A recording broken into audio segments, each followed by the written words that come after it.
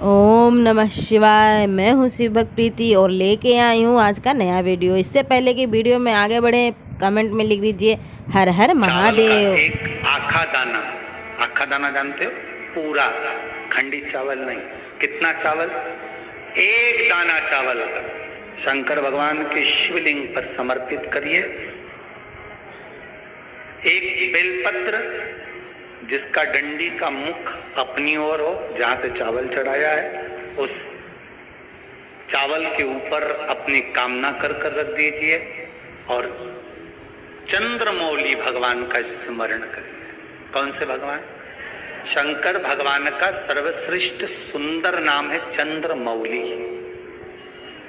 चंद्रमौली भगवान का स्मरण करिए। अपनी कामना कर बेलपत्र समर्पित कर शिव जी पर एक लोटा पानी, एक जल पात्र समर्पित करो। कलश से जल चढ़ा दीजिए। नैनों में वो जल लगाकर अपनी कामना कर वापस घर को आइए। अगली पूर्णिमा आएगी, जो कामना करी है मेरा चंद्रमौली भोलेनाथ उसे पूर्ण कर ही दे। क्यों करा जाता है पूर्णिमा का व्रत? पूर्णिमा का व्रत करने का कारण क्या है बताइए? आप इतने सालों से कर रही हो, कई माताएं कर रही होंगी पूर्णिमा का व्रत। एक समय फलाहार करती हैं, एक समय भोजन करती हैं। भोजन में खीर का होना जरूरी होता है पूर्णिमा के व्रत में। दूध की सामग्री होना जरूरी होती है पूर्णिमा के व्रत में। 12 महीने की पूर्णिमा करो, मना नहीं है। और पूर्णिमा उठाने का भी समय होता है। चैत्र के महीने की जो पूर्णिमा होती है, चैत्री पूर्णिमा पहली पूर्णिमा मानी जाती है, इसलिए चैत्री पूर्णिमा को सिद्ध पूर्णिमा कहते, कार्य सिद्धात्री पूर्णिमा कहते, सिद्ध करने वाली। मनोरथी पूर्णिमा कहते हैं, मनोरथी पूर्णिमा।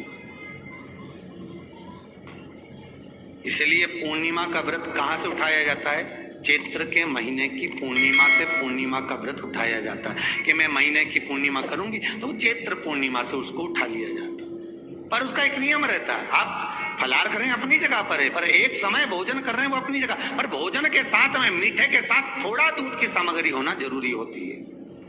और क्यों करते हैं पूर्णिमा का व्रत? किस लिए किया जाता है, क्यों करा जाता है, उसका व्याख्यान वर्णन शिव महापुराण के अंतर्गत स्कंद पुराण में लिखा गया। स्कंद पुराण में वर्णन किया है श्री वेद व्यास जी महाराज ने।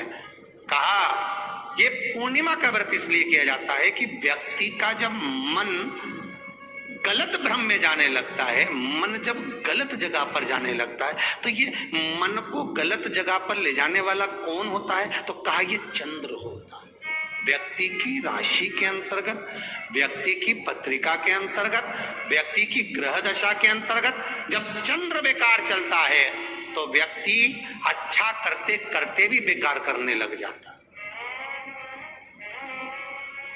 चंद्र डोल रहा है। कई माताएं कहती हैं गुरुजी हमारे बेटे को आशीर्वाद दीजिए, बहुत गलत संगत में जा रहा है। मतलब समझ जाना कि चंद्र गड़बड़ जा रहा है। बेटी अगर गलत मार्ग पर जा रही है,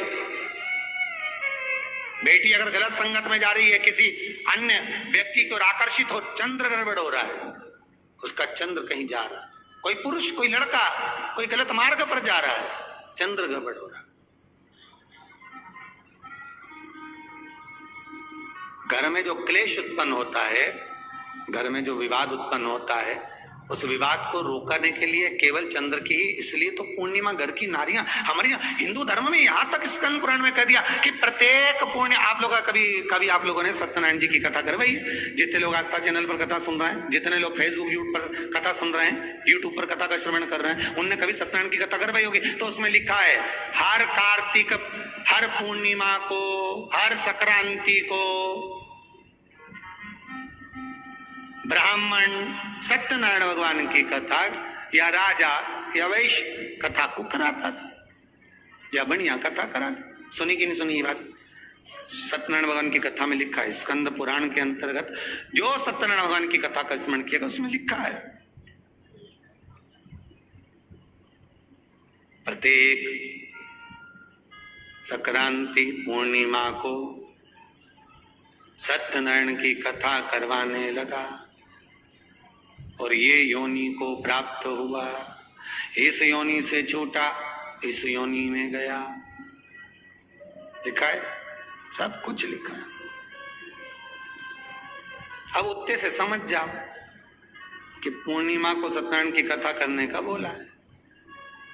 पूर्णिमा को सत्यनारायण की कथा का क्यों बोला? वैसे तो रोज कराओ सत्यनारायण जी की कथा, प्रतिदिन कराओ, मना नहीं है। आप क्या कोई विशेष फंक्शन है आप सत्यनारायण जी की कथा करवा, पर पूर्णिमा संक्रांति को और संक्रांति को पूर्णिमा को सत्यनारायण की कथा का स्मरण क्यों करवाया गया? क्योंकि पूर्णिमा के दिन अगर ये भगवान का व्रत रख लेगी, पूर्णिमा के दिन अगर ये खीर का प्रसाद बना लेगी, थोड़ा सा दूध की कोई सामग्री बना लेगी और भगवान को भोग लगा देगी, भले सत्यनारायण भगवान के भाव से बनाए, भले सत्यनारायण जी के निमित्तार्थ बना, तो इसके घर में जो अशांति है वो शांति में बदल जाएगी। इसलिए कई घरों में आज भी सत्यनारायण भगवान की पूजन हर पूर्णिमा को करती है। माता किताब लेके बैठ जाती है, तुरंत तुरंत उन्हें ऑफिस जाना, कहीं काम पे जाना, और तुरंत उसने जल्दी जल्दी कलश रखा, कलश नहीं भी रखे तो भगवान की पूजन कर को रखे, ब्राह्मण देवता को बुला लेगी, ब्राह्मण नहीं आएंगे तो खुद कर लेगी, पर करती जरूर है। इतना सा आटा सेक लेगी, पंजेरी बनाई, सीरा बनाई, मिठाई रख दो, कुछ भी करेगी पर सत्यनारायण की कथा कर ले। उसका मन लग गया उसमें, मतलब पूर्णिमा को करना है। उसको करने से क्या होता है? शांति रहती है, शीतलता रहती है। जिसके घर में हर महीने की पूर्णिमा को खीर बनती हो, ध्यान दीजिएगा, बहुत सुंदर संवाद चल रहा है, बहुत ध्यान देने वाली बात है। प्रत्येक महीने की पूर्णिमा को जिसके घर में दूध की सामग्री बनती हो, दूध की सामग्री तैयार होती हो, खीर प्रसाद तैयार होता हो, उसके घर में कभी क्लेश नहीं हो सकता। चाहे सास बहू एक दूसरे के सामने वो कहे ना, वो सांप और नेवले की लड़ाई क्यों ना, फिर भी शांति हो जाती है। पर प्रत्येक महीने की पूर्णिमा होना चाहिए, ये नहीं कि तुमने एक महीने की पूर्णिमा पे बना लिया और दूसरे महीने की पूर्णिमा को गायब कर दिया। उम्मीद करती हूँ वीडियो आपको अच्छी लगी होगी। तो शिव भक्त कमेंट में हर हर महादेव लिखना ना बोले। धन्यवाद।